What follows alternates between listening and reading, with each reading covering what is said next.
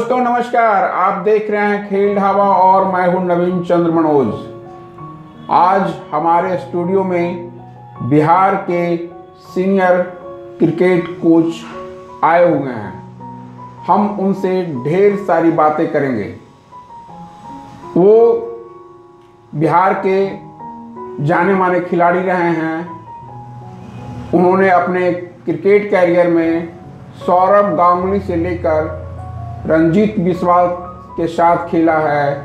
कीर्ति आज़ाद और चेतन शर्मा के साथ भी उन्हें खेलने का मौका मिला है। वर्तमान समय में वो राजधानी पटना के क्राइस्ट चर्च डोनेशन स्कूल में, जो गांधी मैदान में स्थित है, में खेल शिक्षक के रूप में कार्यरत हैं। उस शख्सियत का नाम है राम भगत। वे क्रिकेट के कोच हैं। तो आइए चलिए मिलते हैं राम भगत जी से। राम भगत जी, खेल ढाबा में आपका स्वागत है। नमस्कार। पहला सवाल कि आप क्रिकेट से कैसे जुड़े?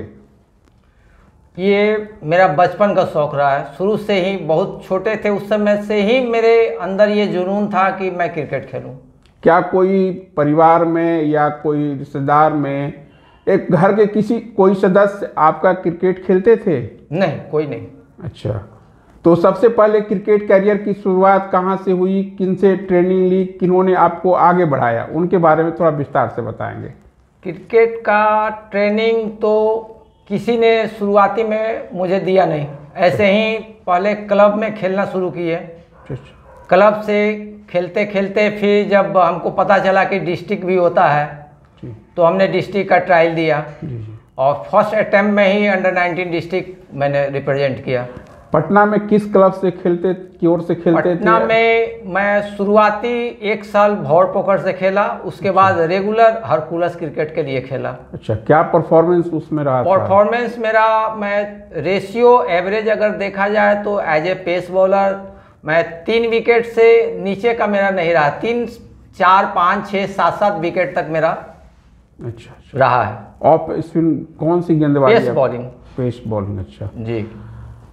आपने कहा कि पहली बार मैंने लीग खेला, उसके बाद अंडर 19 बिहार टीम में आपका सिलेक्शन हुआ। तो अंडर 19 बिहार टीम जब खेलने गई तो क्या परफॉर्मेंस रहा? पहले तो डिस्ट्रिक्ट खेले, डिस्ट्रिक्ट में मेरा बहुत ही अच्छा परफॉर्म रहा। अच्छा। तो उस समय होता था कि डिस्ट्रिक्ट पे परफॉर्म करने के बाद आपको कॉल आता था डायरेक्ट स्टेट ट्रायल के लिए। ठीक। और स्टेट ट्रायल के लिए मेरा ट्रायल का जब नाम आया डिस्ट्रिक्ट में, यहाँ एसोसिएशन में, तो उस समय पटना में बिहार का ये हेड ऑफिस था जमशेदपुर, वहाँ ट्रायल देने मैंने गया और फर्स्ट अटेम्प्ट में ही मेरा ये सिलेक्शन हुआ स्टेट में। उसमें क्या परफॉर्मेंस रहा था और किन किन लोगों के साथ आपने खेला है? उसमें जैसे हम लोग पहला साल खेले तो ये हम लोग का एक रिकॉर्ड है कि उस साल हम लोग पटना से 9 लड़का हम लोग स्टेट टीम में थे, जिसमें राम कुमार, मनोज तिवारी, राजेश सिन्हा, राजेश चौधरी, अच्छा, मैं, सुनील कुमार, राजू बाल, सारे लोग थे। अच्छा। क्या परफॉर्मेंस रहा था बिहार टीम का? बिहार टीम का हम लोग बारीपदा में मैच हुआ था, हम लोग चैंपियन हुए थे। अच्छा। उसके बाद कैसे आपका उसके बाद फिर नेक्स्ट ईयर हम चले गए मेकॉन, रांची। अच्छा, पटना को छोड़कर पटना को छोड़ करके हमने रांची चला गया। जी। तो एक मेरा फास्ट फ्रेंड रांची में ही शिफ्ट कर गया था, धनंजय सिंह, वो अभी रांची में ही है, मेकॉन में। तो वो हमको रांची लेकर चला गया। तो रांची में मेरा 17 बच गया था एज। अच्छा। 19 खेलने के बाद 17 बच गया था। अच्छा। तो रांची से ही हम 17 रिप्रेजेंट किए। अच्छा। स्टेट में मेरा बहुत अच्छा परफॉर्म हुआ, उस कारण मेरा जोन में हुआ, ईस्ट जोन में हुआ। तो हम लोग बिहार पटना से 3 लड़का थे, हम, राजेश चौधरी, सुनील कुमार। अच्छा। और ये पटियाला में हुआ था। हम लोग का कप्तान उड़ीसा का था रणजीत बिस्वाल, जो IPL का चेयरमैन भी रह चुका है और आज के डेट में बहुत बड़ा लीडर है। जी। और बंगाल से जैसे सौरभ गांगुली था। अच्छा। ये मैच हुआ था पटियाला में। अच्छा। और हम लोग फाइनल में नॉर्थ जोन से हार गए थे। तो नॉर्थ जोन से अजय जडेजा ये लोग सब खेल रहे थे। अच्छा। एज ए खिलाड़ी आपने कब रिटायरमेंट लिया या कब खेलना छोड़ दिया, इसके बारे में थोड़ा बताएं। रिटायरमेंट तो हमने लिया नहीं, लेकिन हुआ कि एक्सीडेंट, थोड़ा सा शोल्डर में एक्सीडेंट होने की वजह से पेस बॉलिंग छोड़ना पड़ा।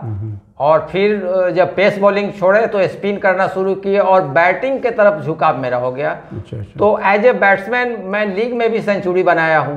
अच्छा। बहुत सारे 50 है। अच्छा। और 4 साल मैं यहाँ पटना इलेक्ट्रिक सप्लाई अंडरटेकिंग पेशू से 4 साल मैं लीग खेला हूँ। उसमें 1 साल तो मैं one of the best bowler था पूरे पटना सीनियर डिवीजन लीग का, जो कि हमको अवार्ड भी पेशू के तरफ से दिया गया है। तो खिलाड़ी से फिर कोचिंग की ओर कैसे रुख हुआ? कोचिंग चूँकि मैं उस फैमिली से बिलोंग नहीं करता हूँ जहाँ से मुझे सपोर्ट मिल सके खेलने के लिए, क्योंकि काफ़ी महंगा सामान हो गया और मैं उसमें सक्षम नहीं हो पाया। अच्छा। और मेरे फैमिली, चूँकि मेरे फादर बहुत बचपन में ही डेथ कर गए, तो मामा ननिहाल में ही हम सब कुछ मेरा हुआ, पले बढ़े, पढ़ाई लिखाई, शादी ब्याह, सारा कुछ मेरा ननिहाल से ही हुआ है। जी। सारे मेरे मामा लोग किए। तो जब मैं पहला साल डिस्ट्रिक्ट खेला तो थोड़ा सा मेरे बड़े भाई साहब थे, वो सपोर्ट करने लगे। अच्छा। तो कोचिंग सबसे पहले कहाँ देना? सबसे पहले उसके बाद जब हम खेलने शुरू किया, जब देखे कि थोड़ा सा हम ठीक खेल रहे हैं, तो सबसे पहला हमने किया कि नवीन जमुआर सर से, जो सचिवालय में करते थे, उनके यहाँ मैं जाया करता था। और उन्हीं के यहाँ खिलाड़ी के ट्रेनिंग के लिए नहीं, हाँ, मैं कोचिंग, अपना कोचिंग के लिए, उनसे सीखने के लिए। अच्छा। उनके एकेडमी में मैं ज्वाइन किया। प्रशिक्षक के रूप में आपके नवीन जमुआर ही रहे? हाँ, मेरे खिलाड़ी जब आप थे तब? हाँ, जब हम खिलाड़ी थे, एज ए प्लेयर थे, उस समय मेरे पहला प्रशिक्षक नवीन जमुआर। नहीं, जब खेल छोड़ दिया फिर आपने क्या कहते हैं ट्रेनिंग शुरू की, तो ट्रेनिंग का सफ़र किस एकेडमी से हुआ या कहाँ से शुरू हुआ आपका? ट्रेनिंग का सफ़र हम अपने होम ग्राउंड जो PMCH, वहीं से मेरा सब कुछ शुरुआत हुआ। अच्छा। और वहीं से ही हम कोचिंग शुरू किए। अच्छा।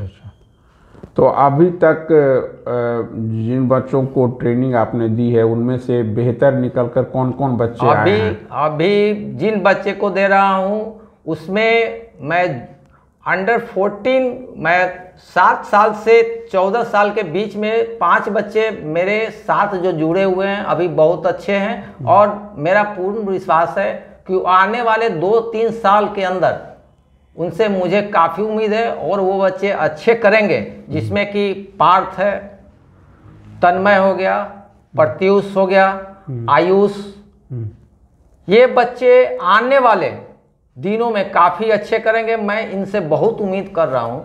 और कोई बच्चे जो खेल कर निकले हों, अभी बिहार टीम में जगह बनाई, उन बच्चों का कोई हैं जहां आप एकेडमी, मान जिस एकेडमी में आप ट्रेनिंग देते थे वहां से निकले? अभी तो मैं 2 साल से ऐसा हो रहा है कि कोरोना की वजह से सारे बच्चे इधर उधर, मैं कहीं जा भी नहीं रहे हैं। तो उस तरह से बहुत सारे बच्चे हैं, जैसे आदित्य हो गया, वो जस्ट मधुबनी से था लेकिन मेरा ही स्टूडेंट रहा है। वो ऋतिक राजेश हो गया, बहुत सारे बच्चे, बहुत सारे बच्चियां हैं। बहुत सारे बच्चियां हैं जो अभी स्टेट रिप्रेजेंट कर रही हैं। अच्छा। वो बहुत सारी बच्चियां भी हैं जो मेरे स्टूडेंट रह चुकी हैं और है।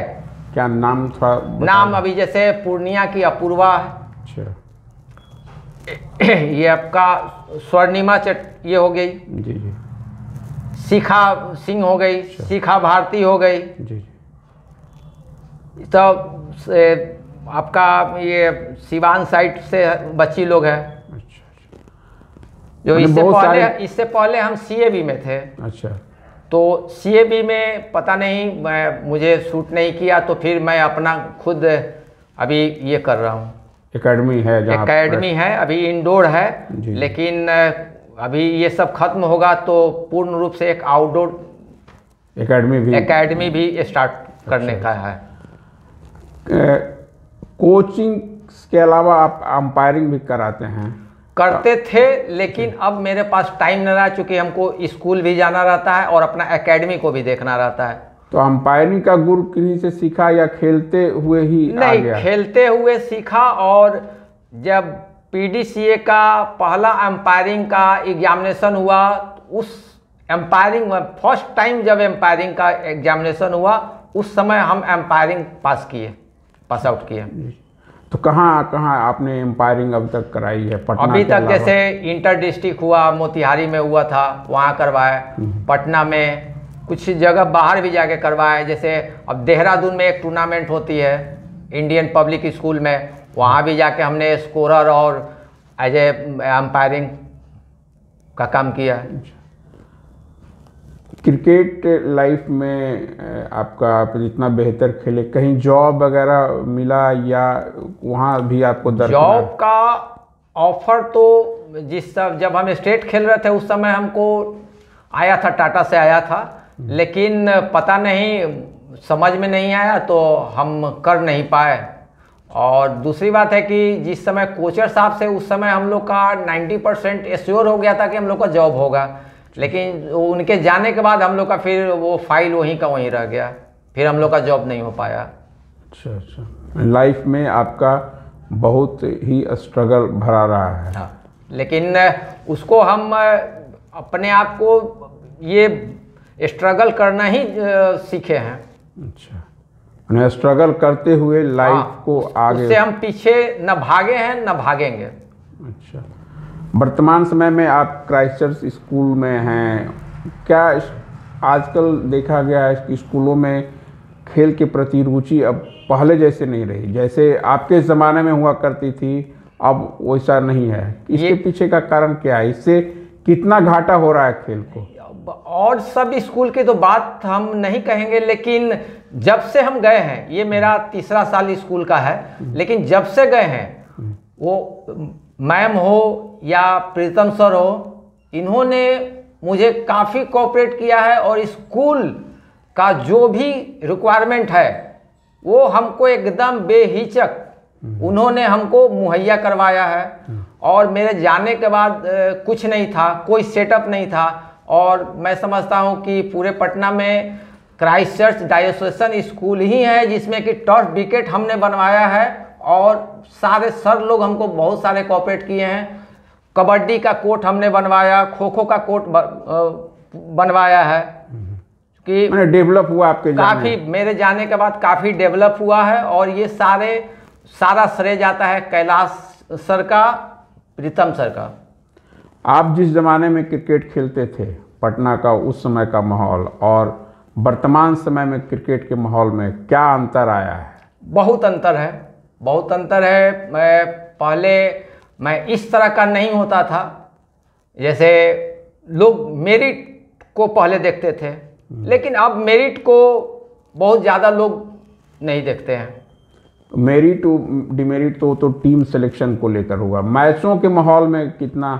मैच का माहौल में तो अंतर आया है। अब जैसे ग्राउंड की कमी हो गई, ग्राउंड की कमी हो गई। पहले मैं गांधी मैदान अवेलेबल रहता था तो वहाँ 20-20 टीम प्रैक्टिस करती थी, वहाँ मैच होता था, समय से सारी मैच हो जाती थी। साइंस कॉलेज था, पटना कॉलेज था, गर्दनी बाग संजय गांधी स्टेडियम था, बहुत सारे जगह थे, वेटनरी कॉलेज में हुआ करता था। लेकिन ग्राउंड का क्राइसिस हो गया, जिसकी वजह से मैं ऑर्गेनाइजर भी बेबस हो जाते हैं।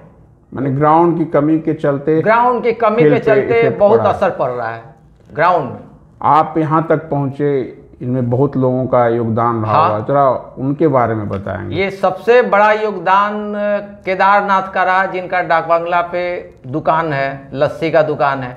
उन्होंने ही मुझे बहुत, मैं कह दीजिए कि मेरे पास कोई साधन नहीं था। हम भी स्टेट खेले हैं, डिस्ट्रिक्ट खेले हैं, जोन खेले, जो भी खेले हैं, हम उन्हीं लोग के बदौलत खेले हैं। दूसरा कि एक चुन्नू भैया थे जो गोकुल में बैठते थे, उन्होंने भी मुझे बहुत सपोर्ट किया है। और उन्हीं लोग के बदौलत, चूँकि मेरे पास बैट नहीं रहता था, पैड नहीं रहता था, तो हम दूसरे से मांग के ले जाते थे खेलने के लिए। केवल मेरे पास अपना शरीर पर कपड़ा रहता था, बाकी जो भी सामान था, चूँकि मेरे पास उतने पैसा नहीं थे, मेरे फादर नहीं थे, मम्मी अकेला, हम अकेला, भाई बहन में हम अकेला। अच्छा। तो सारे मेरे जो शुभचिंतक है उन्होंने मुझे इस मुकाम तक पहुंचाने में काफ़ी योगदान दिया। अच्छा, संघ की तरफ से उस समय कोई मदद नहीं मिली? कुछ नहीं। अच्छा, कुछ नहीं, केवल मैच खेलिए, बाकी चीज़ें आप चाहे जिस क्लब की ओर से आप खेलते थे, हाँ, वो क्लब के पदाधिकारी भी मदद नहीं करते थे? हाँ, क्लब थे, वो हरकुलस में केदारनाथ थे। अच्छा, उन्हीं का था? हाँ। अच्छा अच्छा, उन्होंने काफ़ी किया। अच्छा, तो एक लास्ट सवाल आपसे ये होगा कि खेल के प्रति अभिभावकों की रुचि अब तो धीरे धीरे बढ़ी है, इसको और जागृत करने के लिए क्या आपका संदेश होगा अभिभावकों के लिए? खासकर अभिभावकों के लिए मेरा यही संदेश है कि बच्चे पे बहुत ज़्यादा प्रेशर नहीं डालें, बच्चे को फ्री छोड़ें।